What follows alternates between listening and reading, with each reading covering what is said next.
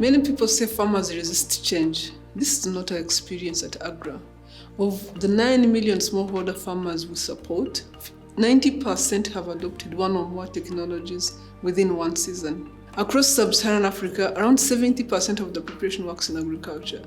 These are mostly rural smallholder farmers.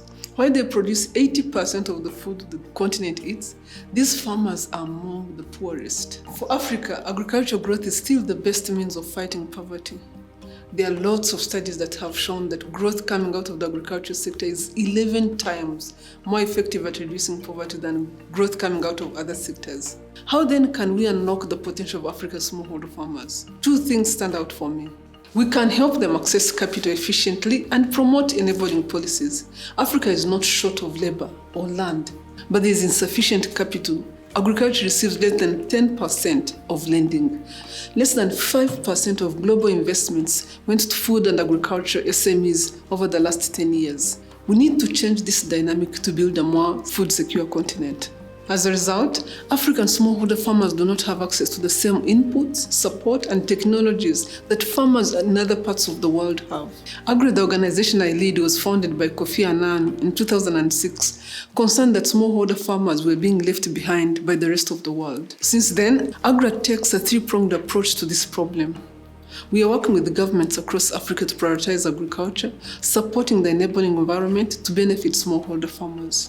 We are actively working to make it possible for the private sector to provide services to smallholder farmers by reducing the real and perceived risk associated with the agricultural sector. And finally, we are supporting farmers to access technologies that enable them to increase yields and incomes while developing resilience to pests, climate change, droughts, and floods. This sets the stage for millions more farmers to be reached. Since our founding, we have supported farmers, local SMEs, and more recently governments to build and strengthen critical ecosystems to make African farmers and SMEs more productive, but also more resilient to climate change and other shocks. In this process, we have learned that strengthening systems need to be backed up by functional government policies. For example, the provision of early generation seed is usually driven by government institutions.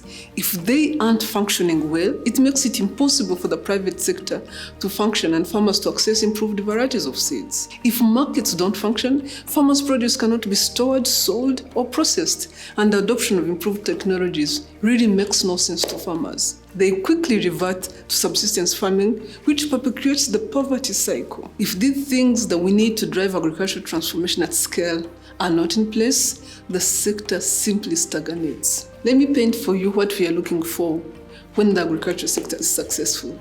Maria is a 30-year-old mother of 6 living in rural Mozambique. She was a subsistence farmer who became a village-based advisor, supporting other farmers with extension knowledge.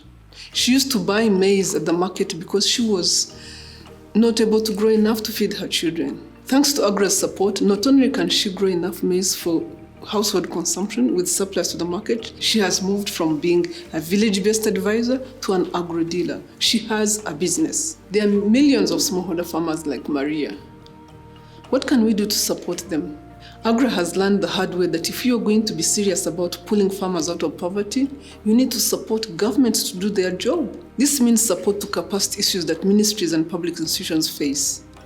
It means support to timely reforms of policies and support to designing programs that can help reach millions of farmers. At AGRA, we call this strengthening state capability, and we consider this area of work to be one of the most transformational in driving scale. Our support comes mostly through technical assistance and grants to deliver on specific bodies of work while building institutions and strengthening systems.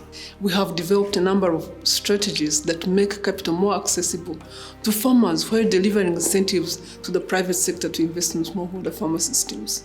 This may include making grants to technology suppliers that de-risk their investments. This may include building delivery mechanisms, for example, agro-dealers and village-based advisors that help farmers like Maria. We have also engaged in designing blended financial instruments that provide innovative products and improved access to capital for smallholder farmers and private sector. But we must also drive for resilience and sustainability for smallholder agriculture.